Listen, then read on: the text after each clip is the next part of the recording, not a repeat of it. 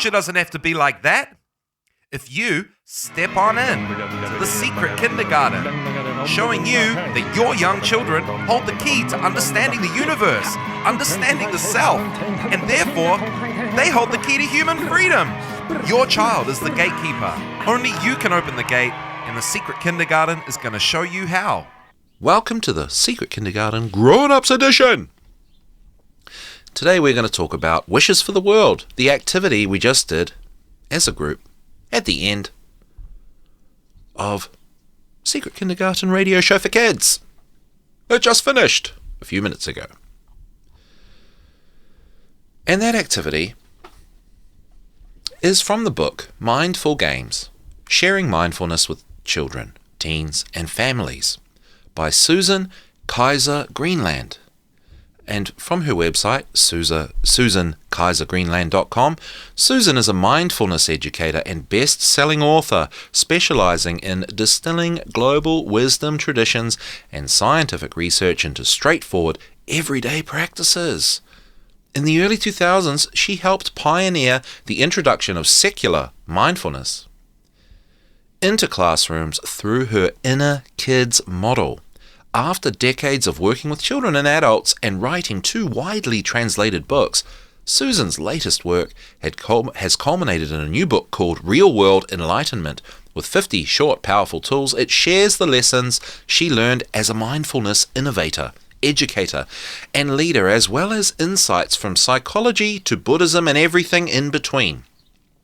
Written for modern seekers, it offers time-tested tools that serve as an antidote to the pressures of modern life while fostering meaningful connections in our relationships, all without needing to go on a 2-week silent meditation retreat or start up a 3-hour morning routine. And this book, I think, is fantastic.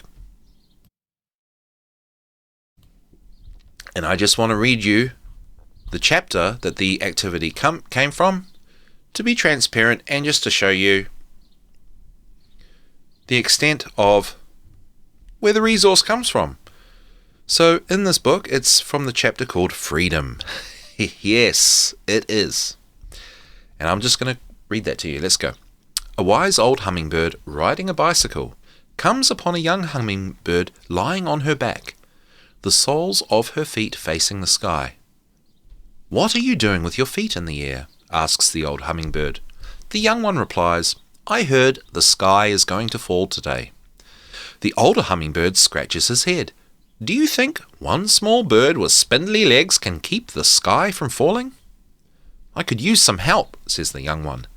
The wise hummingbird shrugs, lies next to her, and points the soles of his feet to the sky too. They pass the time laughing and joking until an enormous, cranky elephant interrupts to tell them they are wasting their time. The 2 new friends pay no attention. Another hummingbird shows up and joins the first 2. Then a 4th appears, and a 5th, and a 6th, until soon there's a long line of spindly-legged hummingbirds with the soles of their tiny feet facing the sky, laughing, singing, and telling stories. As night falls, the elephant returns. "See? Nothing happened. This was all a waste of time." But the first bird has a different perspective. "It worked," she cries, jumping up and brushing herself off. "Congratulations, everyone!" Their goal achieved, the newly minted team of hummingbirds declares the day a remarkable success. In groups of 2s and 3s, they fly back to their nests and make plans to have dinner, get some sleep, and meet up tomorrow to save the world again. Does the wise old hummingbird think he is helping the young one save the world? Or is he keeping her company to be kind? It's tough for anyone other than the old bird to know his motivation. But kindness is good for the health and well-being of both the giver and the receiver. In The How of Happiness by Dr. Sonia Lyubomirsky, a professor at University of California, Riverside, explains that kindness connects the giver with other people, and consequently givers see positive qualities in receivers that they hadn't seen before. Acts of kindness inspire other people to be kind as well, while boosting their self-image because they feel altruistic and generous. Acts of agendaless kindness needn't be anonymous nor grand. The most meaningful ones are often small and targeted towards solving a specific problem, like offering jumper cables to a stranger whose car battery needs a charge, or helping a fellow passenger lift a heavy bag into the overhead bin on an airplane. For centuries, mediators have practiced secretly doing something nice for someone else by silently wishing him or her well. The next game is an active, age-appropriate adaptation of this classical kindness practice, and that activity is Wishes for the World. And because I'll publish this separately from the kids' show, I'll just go through the wishes for the world. We pretend to make a giant ball that holds all of our friendly wishes for the world. We toss the ball in the sky together and imagine that it carries our friendly wishes to everyone, everywhere. And the life skills that this promotes is focusing, caring, and connecting. And the recommended age groups are young children and also older children. And that would also mean that adults do that too with your young kids. So there are talking points listed here. What does it mean to visualize or imagine something? So here's visualization again. We brought up, I think it was the last episode. So practicing visualization, especially with young children, is really good and beneficial.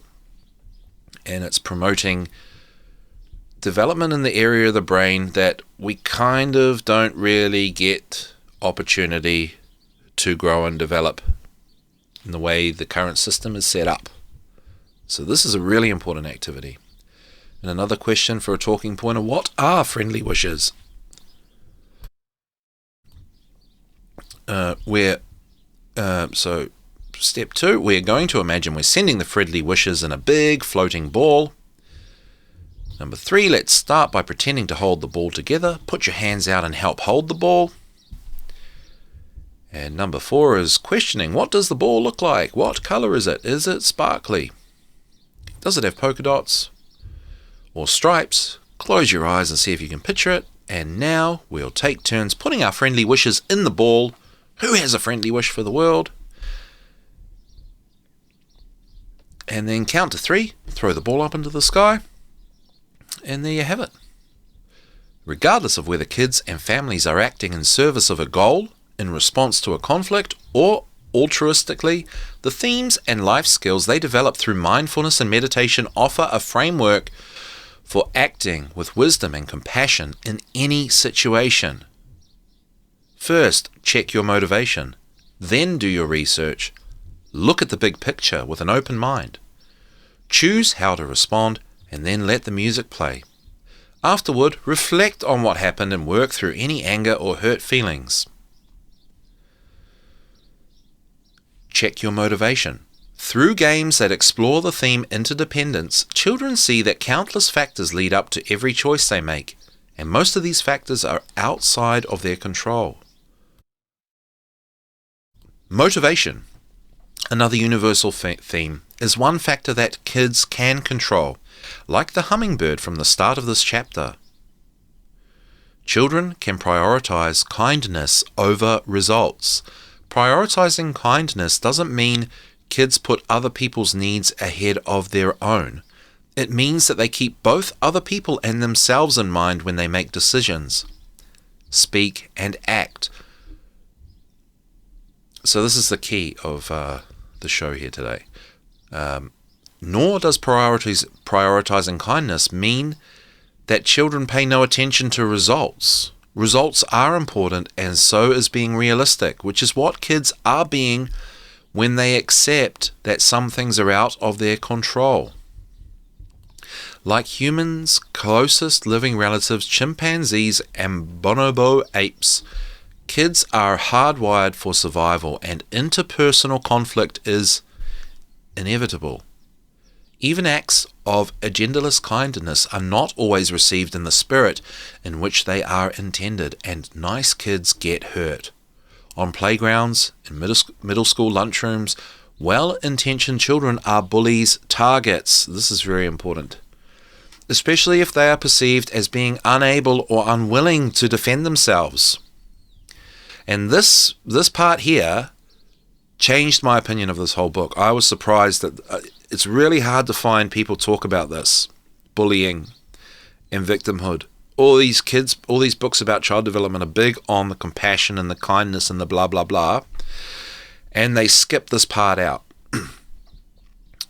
The themes that run through a wise and compassionate worldview help children and teens to identify what's important to them and to recognize when a friend's behavior is out of bounds. Kids learn to stand up for what matters and to stand up for themselves by developing the life skills quieting, focusing, seeing, reframing, caring, and connecting. And isn't that wonderful? I am just really surprised by this book and this chapter. And funny enough, what I just read, that was from the chapter called Freedom. And this lady, Susan Kaiser Greenland, has said more about how things work for people and the world, and about right behavior versus wrong behavior than many of these pedagogy type books that try to get kids to be nice and kind and blah blah blah. A lot of these books are very wishy-washy, and I have to do a lot of reading between lines and stuff like that. But the point of the story is, so there's a connection between sticking up for yourself and doing things like these wishes for the world, as explained in this book. So I like that frame, that practicing kindness and compassion, doing activities like focusing on wishing other people well, builds up that sense of connection and self-worth and worth of, a connection with others, that when people do something that's not part of that, well, that sticks out. And that helps young children and children recognize that actually that's not good. Like bullying, for example. And these kind of things help empower children to stand up to bullies, which is one of the main motivators for me doing what I do, because in the early learning centers, the main thing I see is a destruction of the idea of self-defense. You're not allowed to stick up for yourself. So the good kids that listen to the teacher, they don't stick up for themselves because they know they're not allowed to smack, they're not allowed to be physical. And the bullies who are naughty and don't listen to the teacher go around smacking everybody and are perpetually forgiven for that. And then you have bullies and victims, and I just want to say very quickly, in Freemasonry, there are the two pillars, Boaz and Jachin, which embody the principles of self-defense and to do no harm. There's the masculine principle and the feminine principle. And these are the pillars of really behavior, right versus wrong behavior in a natural sense. It's a natural law thing. These are the two things that govern the outcome of the way the world goes. So there's the sort of the feminine care, not doing harm, don't hurt anybody. And then there's the masculine self-defense, sticking up for yourself, defending truth and honor, using physical force to prevent bad things from being done.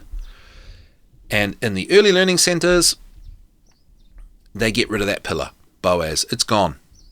Not allowed to defend yourself. You're not allowed to stick up for yourself. You're not allowed to,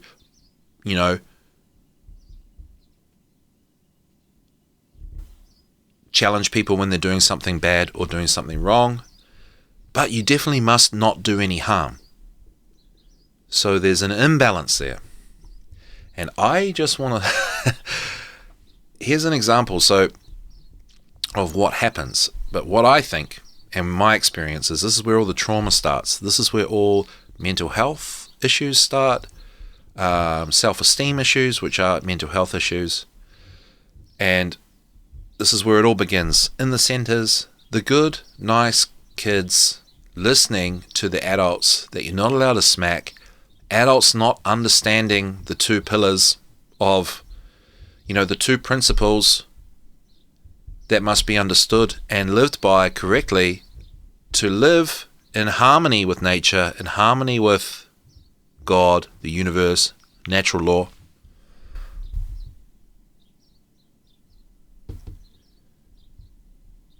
And yeah, I lost my chain of thought there. Bear with me. But I wanted to show you, as an example, this is what happens when we leave out Boaz, we leave out that pillar.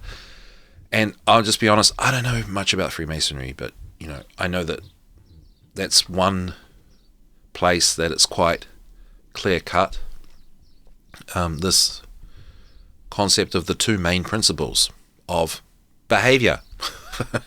And they teach that. And do they teach it properly in Freemasonry? I don't know. I'm not a Freemason. It's just an example. But we do know there are a lot of Freemasons out there that are very successful and powerful. So they must know a thing or two about a thing or two. But I learnt this anecdotally. That being nice and kind and friendly and helpful is not helpful if you don't stick up for yourself and other people when there are bad people that aren't kind or nice or helpful. You have to protect that. And all you folks over in America, that's what the Second Amendment's about, right? So lucky America, you guys. Excuse me. Okay, so this is what happens when you take away that masculine energy and say, hey, you're not allowed to defend yourself. You're not allowed to stick up for yourself. You just got to be nice and lovey and blah, blah, blah. So this is from the book Self-Harm and Eating Disorders, Dynamics, Assessment and Treatment. It's a relatively recent 2004 study on, self-harm and eating disorders. And I'm just going to read it in the context of what I've been talking about now. So just keep the stuff we've been talking about in mind. And I'm just going to read this, okay? The prison, as described above, is patriarchal culture, perpetuating an oppressive, violating disregard for women's bodies. The guard tower is manifested by the male gaze, under which women ambivalently and too often destructively seek sanction, solace, or surrender.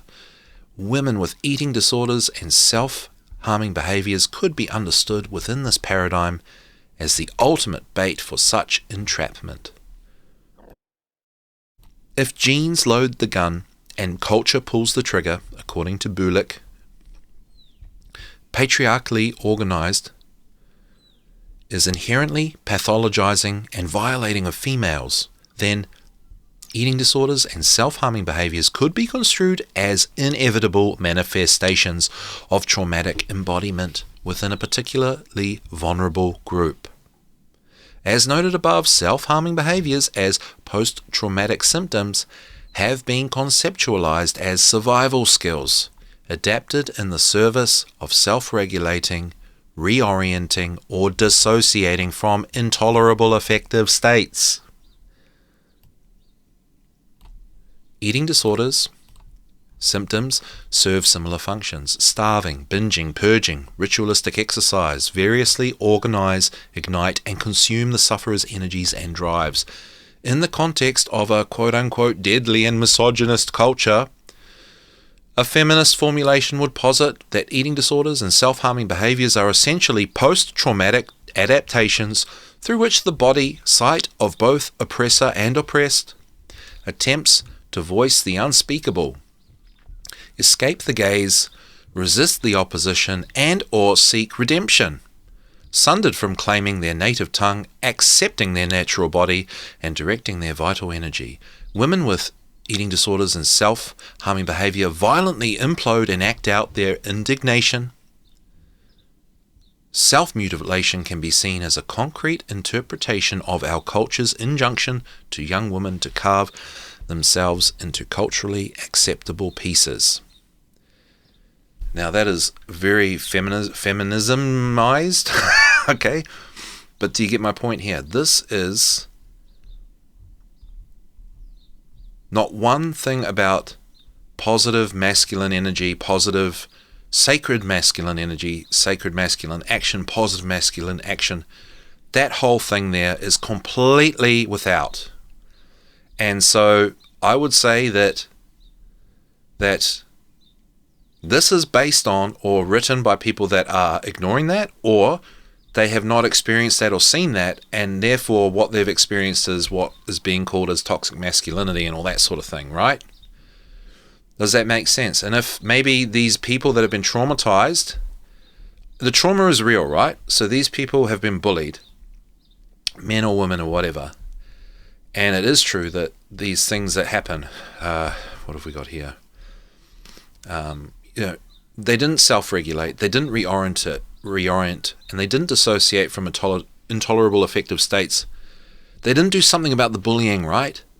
And then what manifested for these people who had a really hard time, I don't mean to be dismissive of their experience, whatever they went through, it's probably based on people that have been seriously abused, right? But those things, the self-regulating and the reorienting and the dissociating, comes up through self-harming behaviors and eating disorders, just as an example here. But this right up here is in the context of feminism, or against the patriarchy, against the male gaze, that sort of thing. But the reality is those people definitely grew up without any experience or encouragement of the sacred masculine force. So they didn't stick up for themselves. Nobody stuck up for them. And because we're all taught that it's not everything's violence, but there is a thing called physical force. And again, going back to the Second Amendment, all you guys over in America, guys and girls over in America, know what I mean. I hope that makes sense. And, running out of time, I just want to read a little thing from I Will Speak for the Children by Nicholas Paul Petros. To know thyself is to know that we are an ill-conditioned human race which must realize the necessity to evolve. Since our ancestors left the safety of the tree limb, our primary goal has been to acknowledge the commanding spirit within us and walk the path of its evolving challenge to become divine. Who are you? This is who you are. Do not return to the mud of stagnancy, which your ancestors left millions of years ago in order to prepare you for the divinity of the universe. Leave it behind you. It is the emotionally malnutritioned who live for the moment on the fringe of reality and injure themselves and others. They protect their faltering identity by thinking they are above others, but are emotionally dead. Adapt or perish, seeking to be resurrected by the excitement of violence and banal acts. Seek the excellence of catharsis and kenosis instead of the awesome infliction of emotionally dependency that enslaves you to the past. Grow with dignity in the understanding that we are all sparks of the divine, seeking the illumination of higher consciousness in order to evolve to our true potential. From the 14th century BC, Egyptian Theos human, the message is transmitted to AD 21st century humanity still struggling for its divine excellent state of existence, that all human spirits are sparks of the divine. So, we are divine, magical human beings. Let's stick up for ourselves. Get the kids to stick up for themselves. Smack a few naughty people. All right. Thanks for listening. I love you guys. See you at the next one.